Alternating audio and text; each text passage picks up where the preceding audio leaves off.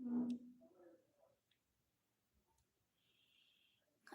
खोमसागोरा फंबाय फैबाय आरोना गोजोननाय थाबाय दे फंबाय आंनि लाइभ स्ट्रिमाव नुजाफैनायनि थाखाय स' थेंक इउ मा ओंख्रि जाखो फंबाय हेल' आब' दुगिबा आं दुगिसो जाबाय होमबा मानो दुगि जाखोबा आंलाय माबा होनफ्लांबाय नामा जोंहा जोमावा हाब माने एकदम हारांगा गामिनि फैखोहाय जाथ्रा गैयानो लाइक होआ मा होआ जोमाव गोजोननाय थाबाय दे फैनायनि थाखाय मा खबर मा ओंख्रि जाखो आब' दिनै सजना बिबार आलुसो आरोना ओंख्रिया आंना खोमथाग्रा फंबाय ओमफ्राय जोंहा बिरि लाबार फैदोंहाय आब' सना 1 मिलियन लाइक दान आयो बिदि 1 मिलियन लाइक मोनबाथ' आरो गोजोननाय थाबाय दे फंबाय लाइक होनायनि थाखाय थेंक इउ हैद जोमाव मा मिनिबाय थाखोबा ओंखाम जाखांबाय नामा आब' जाबाय बान्दित ब्रह्म दे थेंक इउ दे गासैखौबो आंनि लाइभ स्ट्रिमाव फैनायनि थाखाय लाइक दान थेंक इउ जोमाव लाइक होनायनि थाखाय बान्दित बरायबाय दे नोंखौ आंनि लाइभ स्ट्रिमाव फैनायनि थाखाय ओमफ्राय जोंहा गलासो 1K हाय होनदों आरोना गलासो मा खबर नोंहालाय नामाबो मा गलासो लालाबायखोबा नोंलाय थेंक इउ दे गलासो जाखांबाय नामा मा ओंख्रि जाखो आलु भाजा ओमफ्राय फानलु बाथोनसो आब' आथिया फानलु बाथोना थाखायो नामा जोमावा मानखो मेजेमफोरा आं सिगांहाय दिनैनो खोमथागोरा फंबायासो सिगां नोंलाय बहानि सिगां जाखो लाइक दान खोमथागोरा फंबाय गोजोननाय थाबाय दे लाइक होनायनि थाखाय थेंक इउ एलबि होबाय थानाय मबाइलाव बोरै कुवालिटि एमबिखौ खमायोबा जोमाव खोन्थाहरलाय रोङोबा आं माथो रोङानो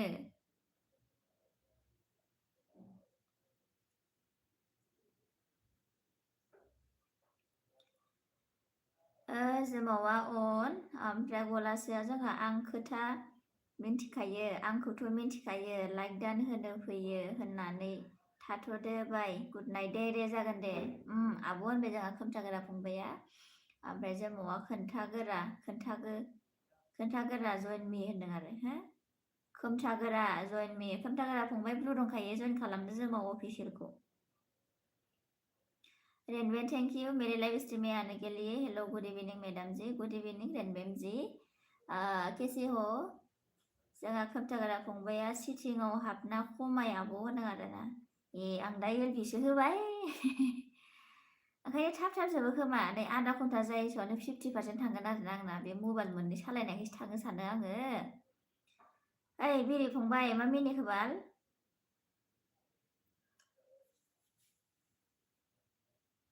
सोर मा ओंख्रि जाखो खोन्थादो दे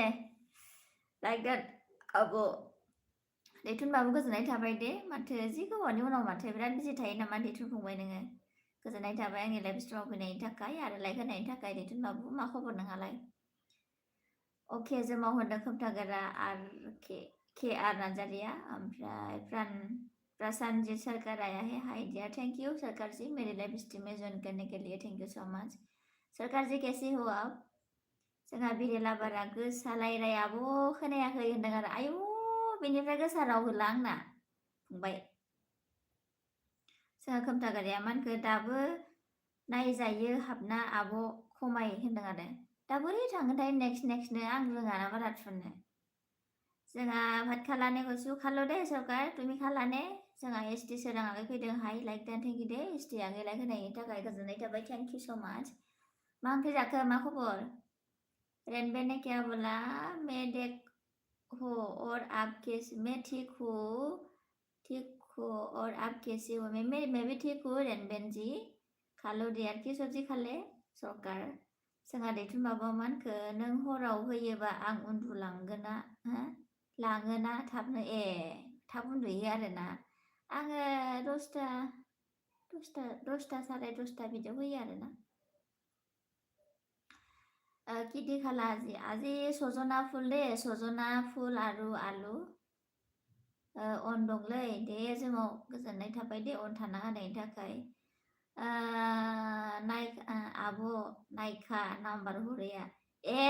नों बिदिसो दहाय बेखौसो दुगि होनदों आरोना आंहा बावनानै थायोबा आरो माथो नोंनि कमेन्ट मोनाखै आं मा नाम नोंना फेसबुकआवलाय नों सोरखौबासो माबा हरदोंदां आंनावबा फैयाखै होनदों आरो आंनाव नोंनाव फैयाखै माने आङो सिरि थानानै लाइक होयो कमेन्ट होआखै आं बयनावबो सिरि थानानै लाइक होयो कमेन्ट होआखै ओमफ्राय एन हाउसनावबो दसे कमेन्ट होननानै ओमफ्राय मिक्सेलावबो दसे कमेन्ट होननानै फैबाय आङो आंना एमबि थोआ जादोंहाय आंनो होनो मोना जाबाय दानिया मबाइल मोनसेयाव रिसार्ज गैयाना सोनो हायाखै आङो इमान दाम जाबाय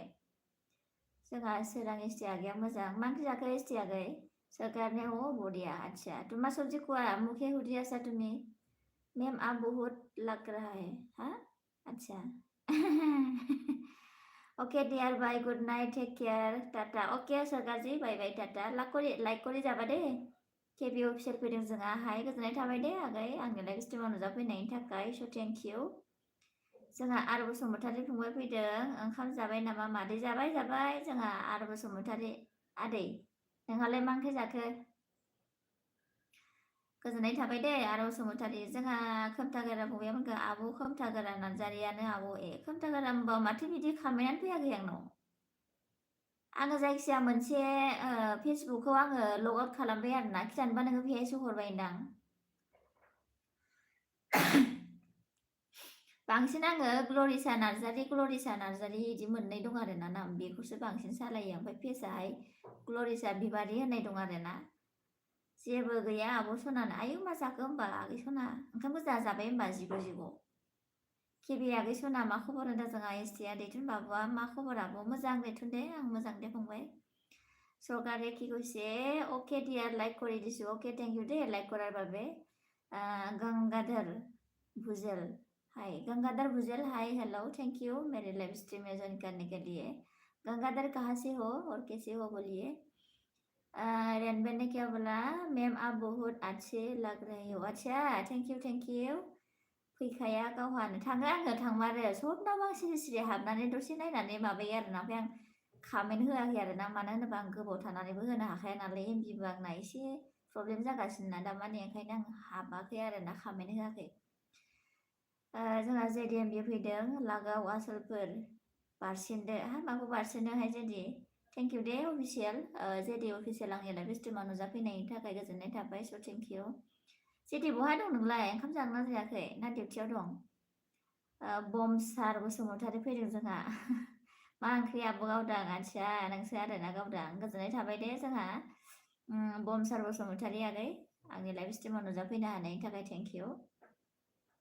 जोंहा आरादैया मानखो संख्रिजोंसो जादों आं मादै लोमजानानैसो दंमोन मादै ए मुलि जायाखै होमबा हामाखै मालानिफ्राय लोमजानायमोन जोंहा केबि आगै मानखो दोङो मोजां नोंनालाय मा खबर आब' सोरां एसटि होनदों जेडिया फैद' होनदों आरो हा बहा थांनांगौ एसटि माबा जेडि ना सोरखौबासो लिंहरदों आरो जोंहा खोमथागोराया मानखो फंबाया नों मोनसे भिडिअ हगारदोंमोन आब' दहायथ' आं रिल्स आगारदोंमोन आगारनायालाय जायाफ्रामाबो गारा बायबाय थायो आं दा मानि आगारनायालाय जोंहा फुलमथि बसुमतारी सिस फैदों आरो ना थेंक इउ दे फुल आगै आंनि लाइभ स्ट्रिमाव फैनायनि थाखाय हेल' आब' होनदों आरो ना फुलमथि मा खबर नोंहा सिस्टार जाखांबाय नामा मा ओंख्रि जाखो बेथुनाखि मा खबर होनदों जोंहा सोरां एसटि आगैया ओमफ्राय फुलमथि सिसामोनखौ मा ओंख्रि जाखो आब' दिनै सजना बिबार ओमफ्राय आलुसो आरो ना लाइक दान सना थेंक इउ दे गिथिका आखि लाइक होफैनायनि थाखाय आरो आंनि लाइभ स्ट्रिमाव नुजाफैनो हानायनि थाखाय थेंक इउ गोजोननाय थाबाय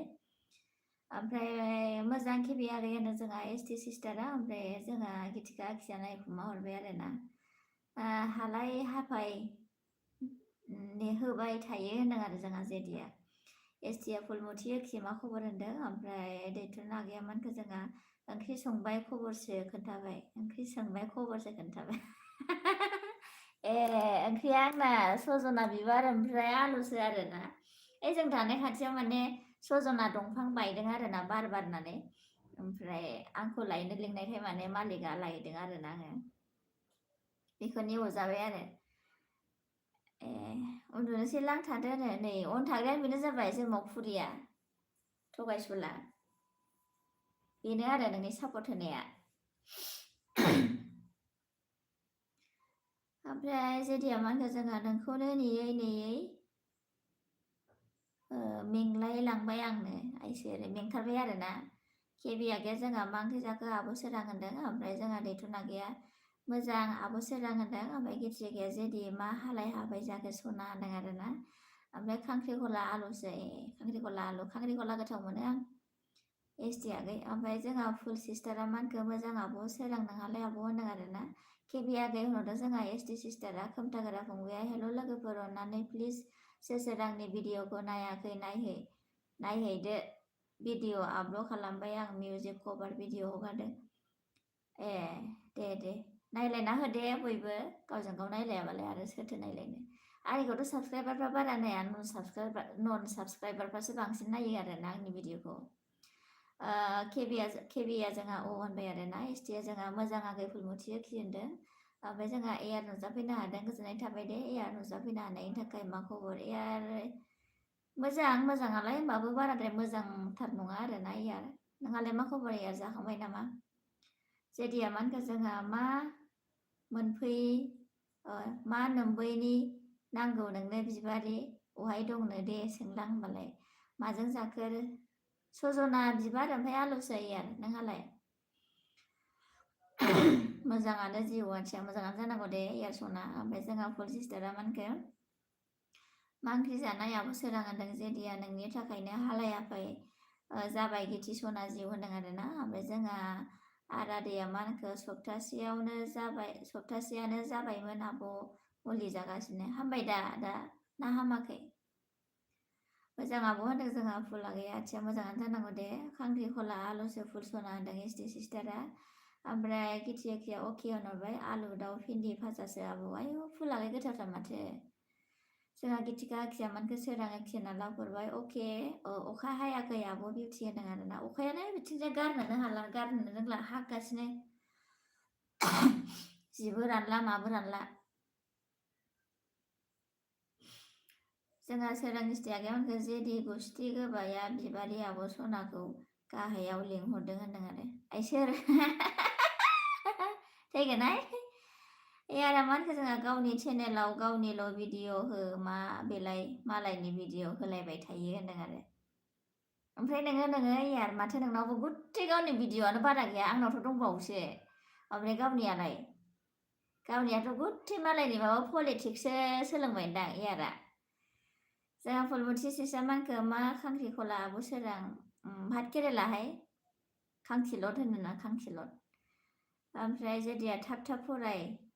गेदा होनदों आरो गावनो गेदा हाबाब आंखौसो गेदा होनलायबावो एसटि आगैया मानखो जोंहा गिथिखि बाजै होनहरबाय आरोना एयारवा होनहरदों गिथिखिया ओमफ्राय एयारा मानखो फुल बावबाय नामा होनदों गिथिखाया जोंहा मानखो सोराङोखि मा ओंख्रि जाखो होनदों एसटिया जोंहा बाय गिथिखि होनना लाहरबाय बाय सनाफोर जागोन दे जोंहा एसटि आगै आब' आं ओंखारबाय दे गुड नाइट जागोन दे दैथुन आगै गुड नाइट जोंहा फुल सिस्टारा एयार बावाखैहाय नोंसोरसो बावबाय आंखौ होनदों आरोना ओमफ्राय गिथि जिउआ एयारा मानखो गिथि जिउ नों आंनि बिखा गोजौ होनदों आरोना जेदिया मानखो गिथि सना बिमा फैदो उन्दुनोसै होनदो ओमफ्राय जन पल आइसे थेंक इउ जन पल मुरलाय बर' हारबाबो थेंक इउ स माच हाय दिदि हाय भाई कि खबर पलजी जेदिया मानखो आं थांबाय बाय बाय अल गाइस अके ओमफ्राय जोंहा एयारा मानखो हाबा फुल मानो बावनो हायाखै दे आखि होनदों आरोना ओमफ्राय खोमथागोरा फंबाया जानो हाया आं खांख्रिखलाखौ खर' गोथां सायोनो आंहा मोजांसो मोनो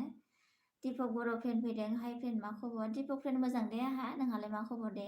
गोजोननाय थाबाय फ्रेन्ड नुजाफैनो हानायनि थाखाय लाइक होबायलै फ्रेन्ड जागोन दे दीपक लाइक होनायनि थाखाय थेंक इउ मोजां आंहा होनदों एयारा ओमफ्राय जोंहा फुल सिसामोनखो एयार सना आंलाय सानदोंमोन बावबाय होननानै आरोना जन दिनै सिमांसा गैया सिमांसा दा फैगोनदां र' फैगोनना फैया मिथिया आरोना बेलेगनियाव दं खोमा आरो दा फैगोनदां लासैनो गिथिखिया एयार माराम होननानै मिनिहरबाय एयारा मोजां टमेट' होनदों आरोना माजों टमेट' नाजों टमेट'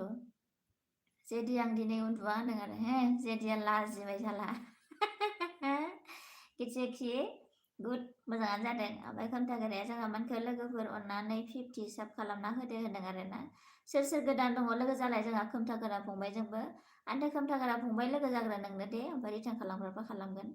जोंहा बसुमतारी आदैया मानखो आरो बसुमतारिया एसे हामबाय मादै न'आव थांनो नागिरबाय आं आथिया एसे एनै लोमजाबाथाय गोबाव हामाबाथाय ना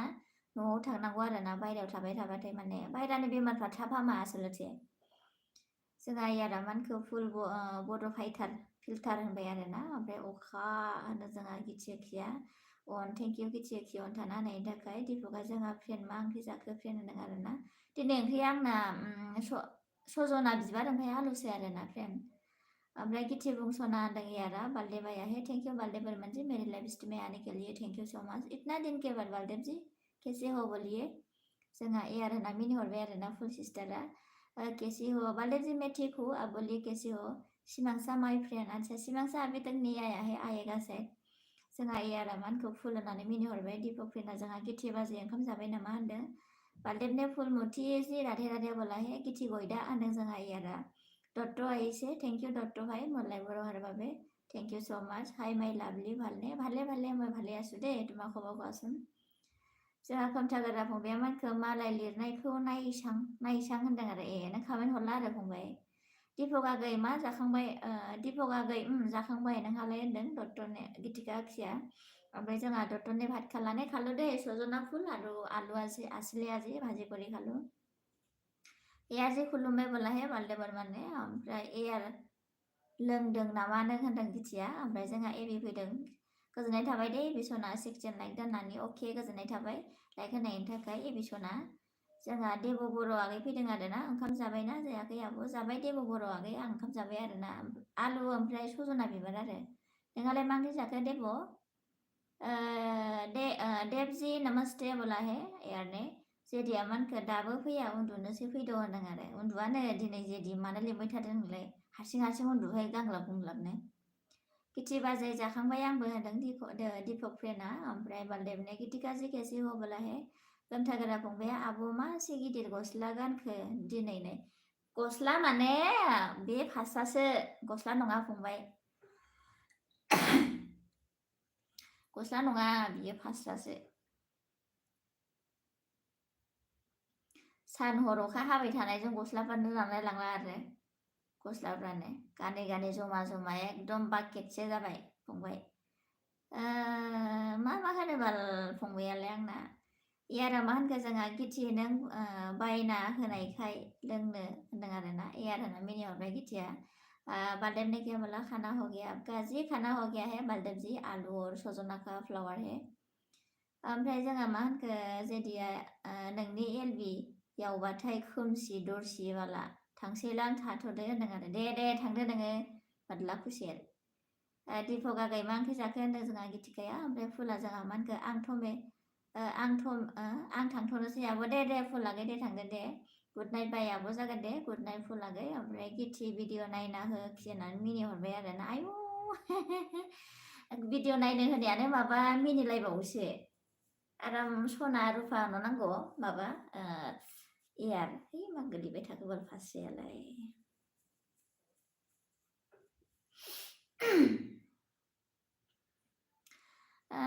जोंहा माबाया मानखो एबिया अन थेंक इउ दे बालदे भाई बोला हे गितिने हायनास्रि बर' सिस्टार फैदों जोंहा आब' गावदां लाइकल' दे जागोन दे हायनास्रि बर' आगै गोजोननाय थाबाय लाइकल' होनो फैनायनि थाखाय स' थेंक इउ ओमफ्राय जोंहा आर बसुमतारिया नोंनि आंनि रुम खाथियाव बिल्डिंआव सासे थैबाय लोमजाना आसामनिमोन हिनजावसामोन ओंखायनो थांदो न'आव थांदो नोंहाबो फंबाय मोजां ट्रिटमेन्ट लाबानो जाबाय आरोना बाहेरायाव निम'निया जन्दिसफोरखौ मानियाहाय बिजि थुसोमलाबायनानैसो होयो बड'लेण्ड फैदों जोंहा हाय सिस्टार हाय बड'लेण्ड मिनि ब्लग गोजोननाय थाबाय दे बड'लेण्ड मिनि ब्लग फंबाय आंनि लाइभ स्ट्रिमाव नुजाफैनो हानायनि थाखाय थेंक इउ मा खबर बड'लेण्ड नोंहा केबिया जोंहा अके होनखो ना लाइक दान होनखो जोंहा गिथिया मा होनखो एयार नायगोन र' होनदों बालदेवनो गिथिका जि खाना हो गया जोंहा दीपक फ्रेन्डआ आंना चिकेनसो आरो रुटि नोंहा मा ओंख्रि जाखो बाजै गिथि होनदों आरोना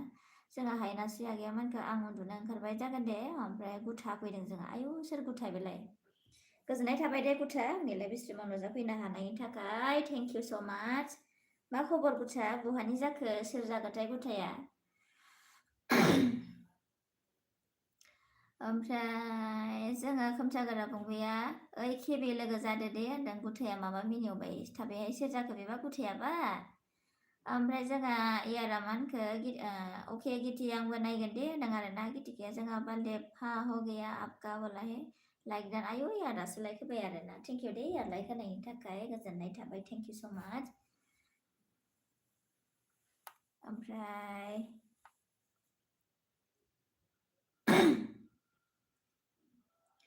गिति जोंहा अके होनबाय केबिया जोंहा अके खोमथागोरा होनदों एबिया मिनि हरबाय आरोना ओमफ्राय जोंहा दिपक्रेना मानखो गिति बाजै मा खबर होनदों ओमफ्राय बालदेबनो मुझे तो बाना ना हे आबे घर आया हो गितिका जे बोला हायनासो जोंहा मानखो खनसे मिनिदो आब' आंहा उन्दुनोसै दे उन्दुहैदो दे खोमथागोराया केबि होनदों आरोना लाइक दान अके गुथा लाइक होनायनि थाखाय सोर जाखोबाल जोंहा गिति मानखो जेदि उन्दुहैदो नोंहा आं उन्दुआ होनदों आरोना एबिया जोंहा हासुना लायो खोमा नों सना होनदों आरोना थोद मा हासुलाबायनोसै एबि मा होनोबा होनदेरनाङा बिदि नङाबा होनदेरबाथाय सोरबा बोरैबा मोजां जावथारो ओमफ्राय जोंहा माबाया मा होनखो देब' बर'आ जोंहा मानखो दाबो अखा हादो नामा आब' नोंसोरनिजा दिनै अखा गैया दिनै सानसे गैया आरोना मैया सप्तासे बारबायानो रे हाबाय थायो आरोना ओमफ्राय इयारा जोंहा मानखो रदे लोगोफोर आं चेनेलखौ मन' बानायनो इयार मन' जासिगोन आरोना अके कंग्रेचुलेसन जोंहा इयार बा सिरि आरोना दे मोजाङानो जाबाय ओमफ्राय जोंहा गिति मानखो दिपक आगै मोजांथ' नोंहालाय होनदों आरोना ओमफ्राय हायनासिया आब' गिति होनहरबाय आरो ओमफ्राय दिपकआ जोंहा गिति बाजै नोंनि बिनानावालाय फैयाखै ना मा होनदों आरोना बालदेबने राधे बोलाय राधे बालदेबजी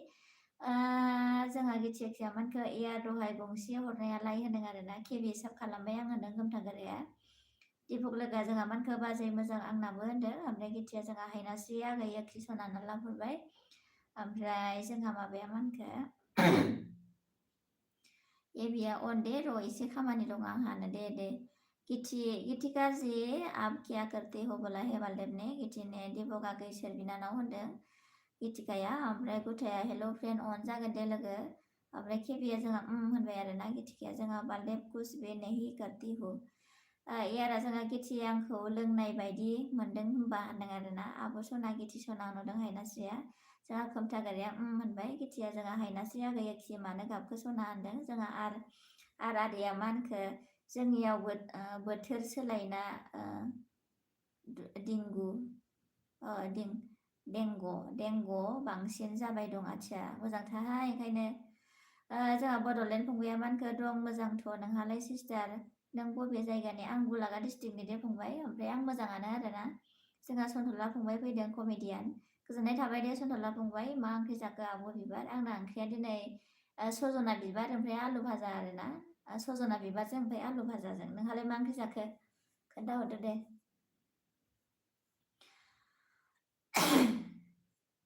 हायनासि दे लोगो जादों होनदों खोमथागोराया ओमफ्राय गितिकाया जोंहा मा होनखो इयार होनना मिनिहरबाय आरोना खोमथागोराखै आगै एखिना लाहरबाय गितिकाया ओमफ्राय जोंहा एबिया मा होनखो हायना सना माखौ रागा जोङा नों दहाय बुंदो दे सना होनदों आरोना गुथाया नागालेण्ड होनदों आरो नागालेण्ड मा गामिहाय जोंहा दिपक्रेना मा मुंमोन बि बसुमतारिमोन नामा रदे नोंनिजों समान खोनायो आं होनदों आरो बिनानाव नङाहाय माबासो बिसोरो बिसिगिसो बिलोगोसो बिसोरो जोंहा हायनासिया मा होनखो आब' बिबारि गावदां सना बाय गुड नाइट आब' खिसि गिथिखा होनदों आरोना जागोन दे हायनासि आगै खोमथागोरा फंबाया आब' गिथि दुगि होनहरबाय आरोना गिथिकाया जोंहा सनथला आगै खि मा ओंख्रि जाखो होनदों आरोना बालेबने बिबारि जी गावसार जी कहा है हाय मुझे मालूम नहीं है मेरा दुश्मन है ये मुझे अच्छा नहीं लगता है मालूम नहीं है जोंहा BS शर्ट फैदों जोंहा नुजाफैलायबाय आं मोनो दे नुजाफैनायनि थाखाय गोजोननाय थाबाय दे थेंक इउ मा खबर नोंहा BU शर्ट भिडिअ जोंहा गितिकाया मा होनखो हायनासि आगै अके बाय सना गुड नाइट होनदों आरोना MJ जी भी नहीं देखा है MJ जी थोड़ा आजकल कम निकलता है फेसबुक में ज़्यादा एक्टिव रहता है वो आजकल आएगा 3 मन 2 मन के बाद आएगा जोंहा गिथिया दिपक आगै लोगोसो बिया होनदों आरो ना ओमफ्राय दिपकआ जोंहा गिथि बाजै थांनोसै नामा होनदों जोंहा देब' फंबाया गुड नाइट आब' सना आइ लाभ इउ स' माच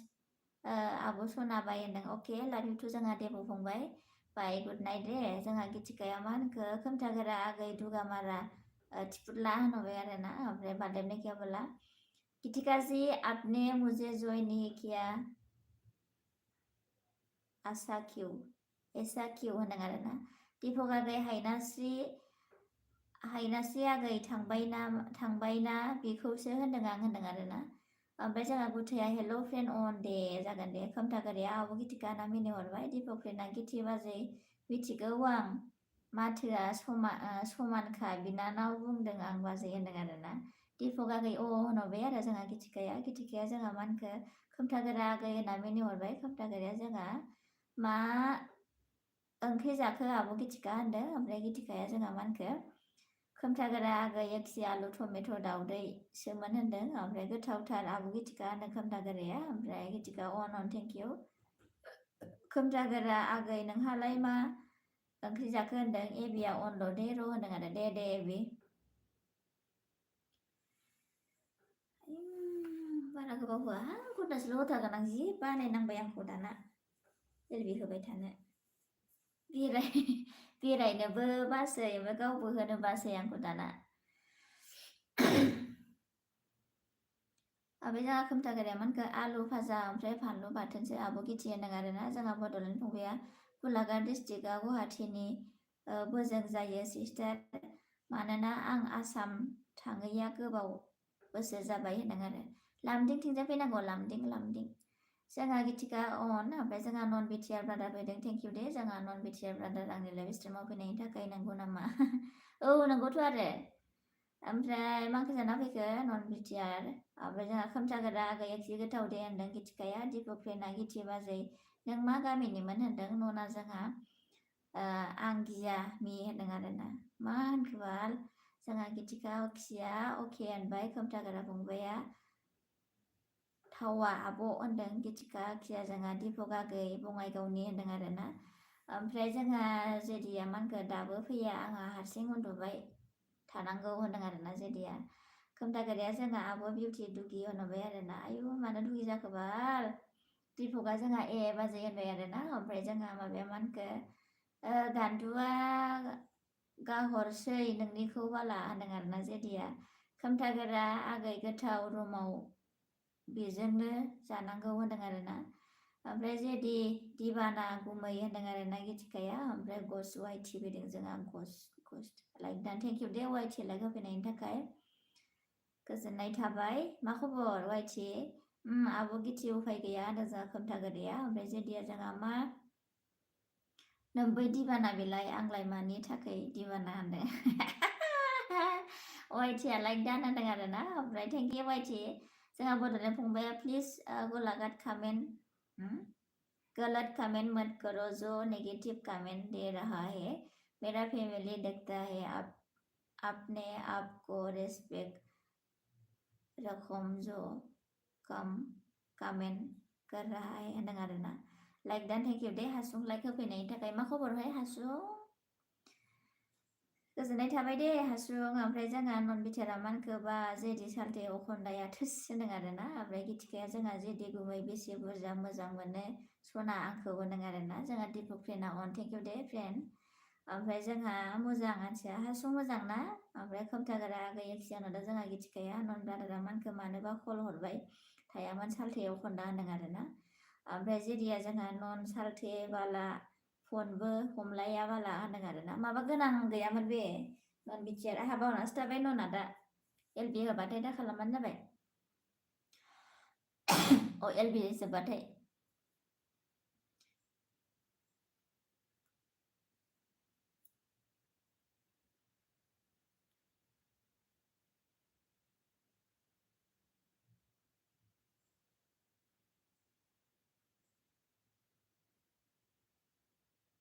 आसोल मुं लाना फैदों माथो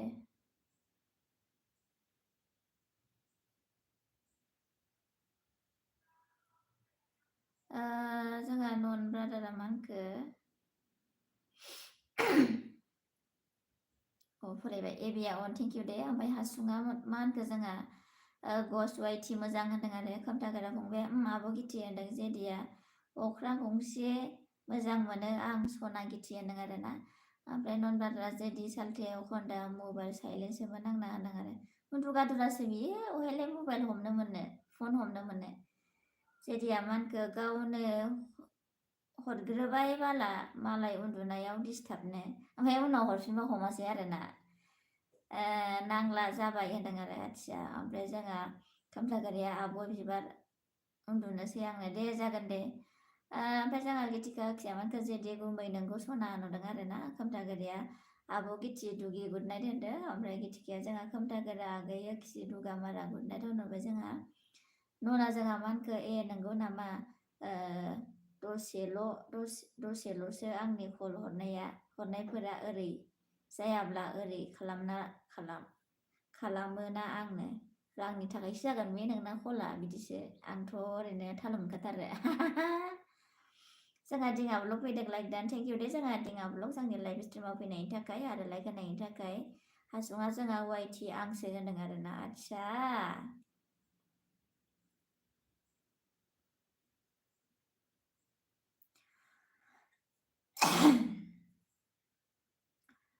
ओमफ्राय जोंहा दिङाया मा ओंख्रि आंना सजना बिबार ओमफ्राय आलुसोहाय दिङा जोंहा गिथिया मानखो नन सार मा ओंख्रि जाखो होनदों खोमथागोरा फंबाया गुड नाइट आब' बिबारै उन्दुनोसै आं गाज्रि दामोन आब' सना लाबिवबाय जागोन दे मानो गाज्रि मोनो जेदिया मानखो जोंहा औब्रा गिथि सना नोंखौ बे जोनोमाव मोनाब्लाबो बै नै जोनोमाव हाब्रां रुगुङाव नेना थाबाय थाहैसां होनदों आरोना दीपका अन thank you the Deepak friend अन थाना होनायनि थाखाय हाय कैसी हो मैं ठीक हूँ एसपीजी आप कैसे हो थैंक यू मेरे लाइव स्ट्रीम में आने के लिए थैंक यू सो मच ओमफ्राय गिथिया जोंहा जेदि सना होनना मिनिहरबाय आरोना नना जोंहा राङानो जा माबा मोनसे मिथिनो थाखायानो जा होनदों आरो राङानो जा माबा मोनसे मिथिनो थाखायानो जा आथिया जोंहा हासुङा मानखो गस्ट आइडिसु अच्छा दे जागोन दे ओमफ्राय गिथिका ओके होनदों खिया सुस्मिता थैंक यू मेरे लाइव स्ट्रीम में आने के लिए hello sister hi sister ji कैसे हो बोलिए गिथिका खा दालि टमेट' आरो ना भाजा गोथावहाय मालाय नन बिटिआर दाना कैसे हो आप मैं ठीक हो एसपी आप कैसे हो बोलिए जेदि बोरो सेनाया सासेया होनदों आरोना ओमफ्राय जोंहा जेदिया मानखो संख्रिबो नाङा बानलुबो नाङा मोनलाय लांबाय आं होनदों आरो ओमफ्राय गिथिकाया जोंहा नन सार गोथाव दे होनदों आरोना जेदिया ओंखाम जादों सासेया बिमा होनदों आरोना नोंनि रायलायनायाथ' नोंनि गोसोआनोथ' बानलुबो नाङा संख्रिबो नांखाया आरो नोंलाय बहाथो बानलु संख्रि नांनो मालायनि एलबियावलाय जेदि मिस्टर आकाश आया है कैसे हो थैंक यू मिस्टर आकाश मेरे लाइव स्ट्रीम में आने के लिए थैंक यू सो मच आप कैसे हो बोलिए मैं ठीक हूँ जेदि फिफा ओके होनदों जोंहा गिथिका आखिया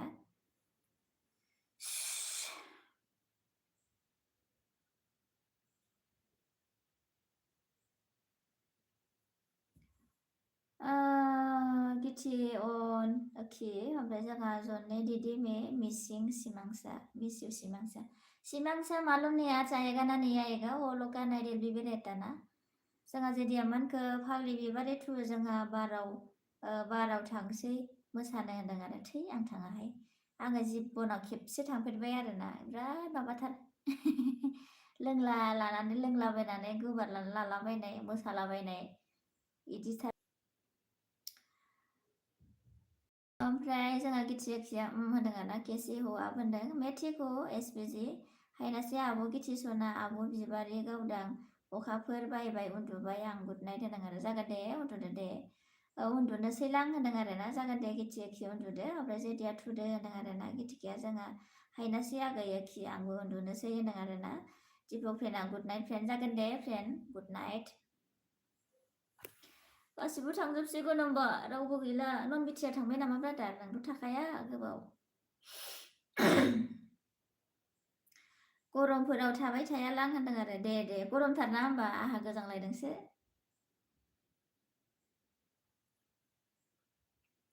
थांदो होनदों आरोना आदसा थांदो नो ओमफ्राय नोंहालाय थाङा जेदि नों थांफेरबाय जेदि बारावहाय खेबेसे थांखो खोन्थाहरलाय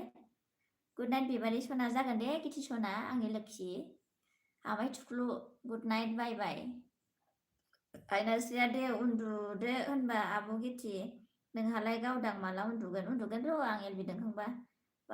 1थासेफ्राव 12:30फ्राव जेदिया थोस रायथारदों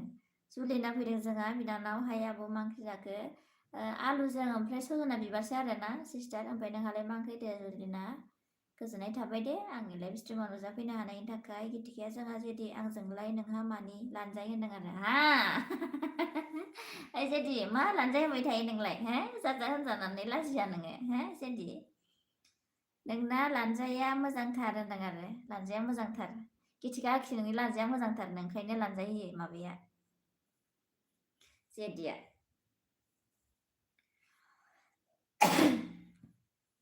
जेदि नोंहा बाराव थांदो सुनि होनदों आरोना जानो जेदिया थांफेरना थांफेराखैथाय थांफेरा जायो बे सुनियाखि हायनासिया गुबुनखौ दा नायजा दा नांजा आब' जोंहा उन्दुनोसै ना होनदों आरो दे उन्दुहैदो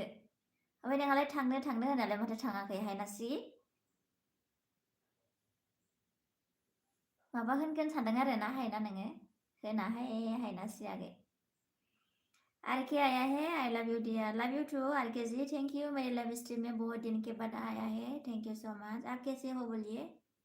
खाना पीना हुआ कि नहीं हुआ क्या सब्जी खा के आया है जेदिया बाराव लोंस्लाय स्लाय रुमाव लान्था जाना लोंनां होनदों आरो लों बाब्राबलायनाय नना जोंहा मानखो माथो जिबो जोमदों खम्बलबो जोमदों टावेल दान्दुबो लादों थोस नों नन बिटिआर जोंथिंजाय गोजाङोसो बाला अखायानो जोबखाया बेबायदि समावबाथाय ओमफ्राय आरो फुजा सफैनांगौ गस्ला जि जोमफ्रानो रानाखैहाय नन बिटिआर आरो आंना जोंहा गिथिया मानखो जेदि फै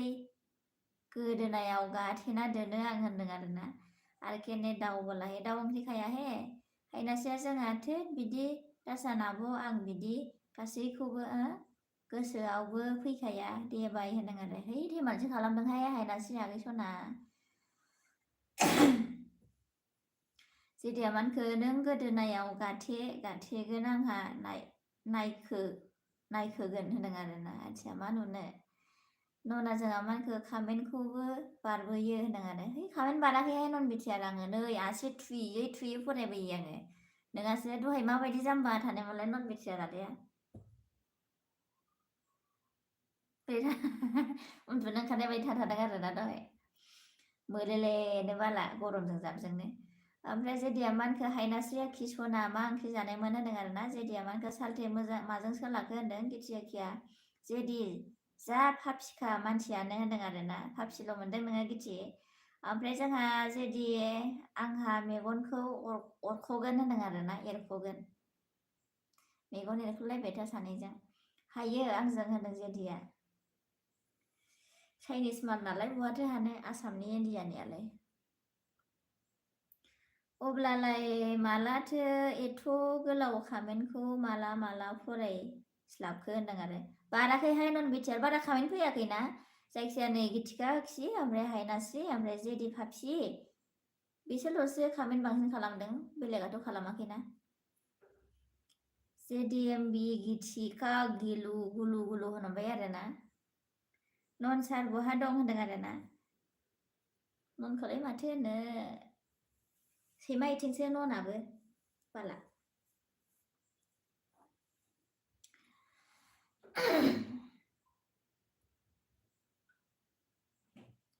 नन सार गुलु नङा होनना गाबहरबाय आरोना गिथि आखिया बड'लेण्डआ जोंहा बाराव दा थां सना होनदों आरोना सस ना मा होनखो सना थांफेराखैहाय आङो बार ना मा आगोलाव मिथिफेरामोन आरोना लोगोफोरजों थांफाबाय बेबो सिख्लाफोर गोजा आरोना बिसोरो जि लोंख्रुबो आरोना ओमफ्राय आंहा बिदिथ' लोंफेराबो जाफेराबो ना ओमफ्राय माबायदि बेलाय बार होननानै थांनाय नायबाय आरोना गुथै माने जमा गोजा आरो लोंला जाला मोसाला डिजे दामलायबावोहाय ओमफ्राय आंहा खर' गिदिंनानैनो खोमायानो थालखा मारिजोबदों खेबसेल' थांदों आरोना माबायदि होननानै नायहैदों आरोना आङो। जोंहा न'ना मा होनखो हा सायाव आरो अख्रांनि गाहायाव दं होनदों जोंहा न'ना। जोंहा बड'लेण्डआ मा होनखो बाराव दा थां सिस्टार होनदों आरो आदसा थाङाखै आङो गोबाव जाबाय नै दालागि 6-7 बोसोरसो जाबाय खोमा आरोना। ओहो माने ओं 5-6 बोसोरसो जाबाय खोमा आरो। गिथिका मेदाम गुलु नांगौ होनो जोंहा न'ना ओमफ्राय गिथिका आखिया नन सार नोंगौ सना नांगौ सना होनदों नांगौनो ओमफ्राय मन'रामा एसे हेल' सना थेंक इउ मन'राम मुरलाय बर' हारबाबो थेंक इउ स' माच কি খবৰ মনোরাম ইমান দেৰি আহিলা ন কি কৰিছা ভাত পানী খালা নাই गिथिका मेदाम होनदों जोंहा न'ना मन'रामा गिथिका सना কি खबर होनदों ओमफ्राय जोंहा गिथिका जायखिया मानखो नन सार माखौ गुलु होनो हो होनदों आरोना बड'लेण्डआ सरि माइ mistake I don't not yet सना my family is see for your life okay जोंहा मनु सना मोजांथ' नोंहालाय होनदों आरोना गिथिएक्सिया ओमफ्राय जोंहा मै डिउटि रासु आदसा सुटि हवा नाय मन'राम खै घन्टा जाखोबालाय दाबो 42ल' जोंहा न'नारिया मानखो थोस नांगौ ना नांगौ मोजां नायना फराय होनदों आरोना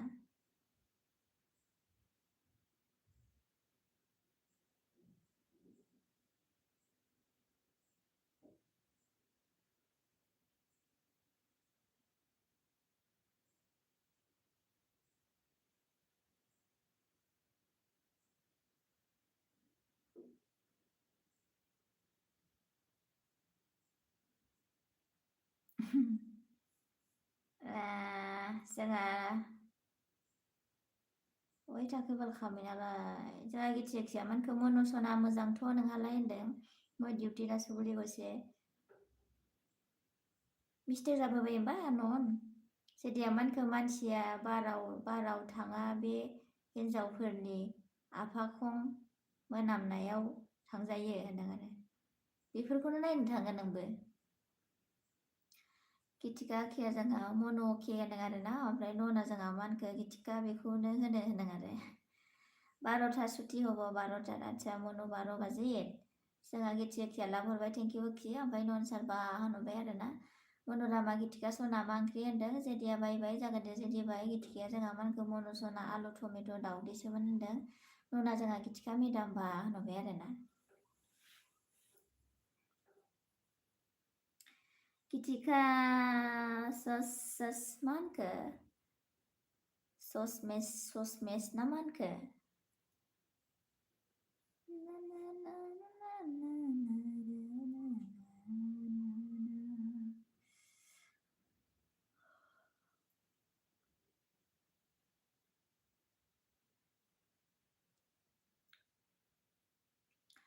जोंहा फाग्ला गथ' फंबाय फैदों आब' सना मा ओंख्रि जाखो ओंख्रियानो दिनै सजना बिबार आरोना फंबाय सजना बिबार ओमफ्राय आलु नोंहालाय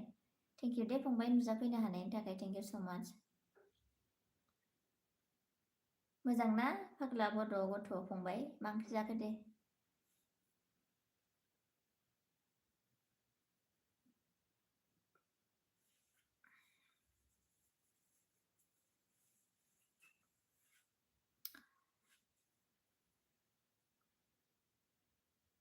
जोंहा न'ना ओं होनदों आरोना बिबासु फैदों जोंहा आदसा दासो गोजोननाय थाबाय दे बिबासु नुजाफैनो हानायनि थाखाय मा खालामदोंमोन नोंलाय माथो सिफु गार्डेनावसो नुदोंमोन आं नोंखौ बिबासु जोंहा न'ना ओहो होनबाय आरोना बयलार आलु आदसा बयलारजों आलुजों आरोना गोथाव दे फाग्ला फंबाय नामखौथ' मा फाग्ला लाखो नोंलाय माबाफोर मिनिं दं नामा जोंहा एज ए जेनेरेल बि फैदों हाय आब' गावदां हाय फंबाय गोजोननाय थाबाय दे नुजाफैनो हानायनि थाखाय आंनि लाइभ स्ट्रिमाव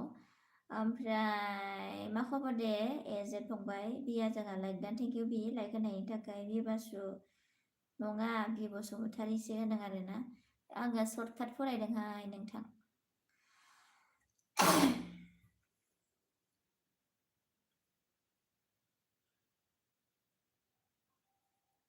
गदाया एलबि होदों नोंना नन बिटिआर गुजुनायानो हामाखैहाय आंनानो आदसा गुजुनाया हामाखै आरोना मोजां ट्रिटमेन्ट लाहाय बिबासु गुजुनायफ्रा गाज्रि आंबो बिदिनो गुजुख्रेबबाय थायो आरोना आङो मोना मोना दुगैयोना ओमफ्राय बेनो जायो लाइक दान बाय बाय गुड नाइट आदसा आसोला होनायखाय गुड नाइट बाय बाय होनदों नोङो आसोल मिथिखायो आं जोंहा जाथ'वा फैदों मा सखि आंनि जिउ गोजोननाय थाबाय दे सखि आंनि लाइफ स्ट्रिमाव नुजाफैनायनि थाखाय थेंक इउ स' माच सखि मा खबर मा ओंख्रि जाखो बड'लेण्डआ जोंहा मानखो बार बुंब्ला जोंनि इण्डियायाव बेस्ट बार बुंब्ला गवायाव दं सिस्टार बेयाव जेबो दावराव जाया आरो बेयाव रावबो गुबुन मानसि गाज्रि खामानि मावनो हाया आं गवाखौ बिराद मोजां मोनो सिस्टारनो आं नुहैयाखै आरोना नन राइट सार होनो जोंहा बिया ओमफ्राय जोंहा एजेदा मानखो मा ओंख्रि जाखो आब' गावदां ओंख्रिया आंना माबा सजना बिबार ओमफ्राय आलुसो आरोना जोंहा मानजित फैदों स्ल' मसन आंना खामेन्टआनो स्ल' मसन आरो माथो खामेन्टआनो गैया नोंथां मन्जित थेंक इउ दे नुजाफैनो हानायनि थाखाय गोरजिया लादोलै आंखौ दे होनदों आरो होद गोनांनि फिसाफोरखौ लाया आं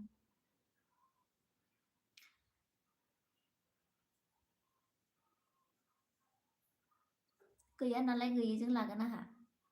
जाथ'वा लाइक दानाबो thank you the AZ like होनायनि थाखाय फंबाय गुस्थिखौ जानो लुबैबायलां नोंनिखौनो है पागल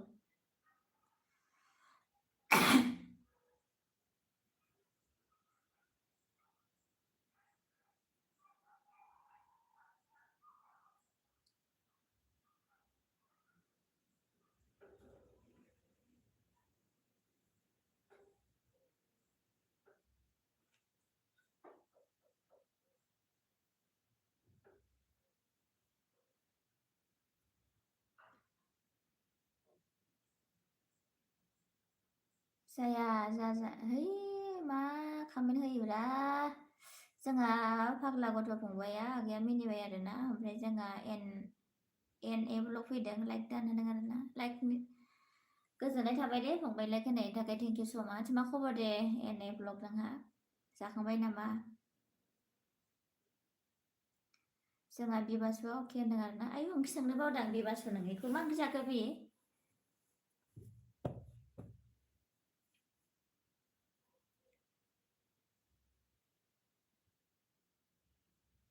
दै गुदुं लोंबाय थानांगौ बिबासु गुजुबाथाय ओमफ्राय मा होनो गलमरिस हाइजें माबायाव संख्रि साहाफ्राव एसे मोजांनो गोसा फुदुंनानै लोंनांगौ होमबानो माबायोहाय खबा दाबिनाया मोजां जायो ओमफ्राय उन्दुबाथाय गोदोनायाव सिरि फाननानै मा होनो फास्रा फाननानैफोर उन्दुनांगौ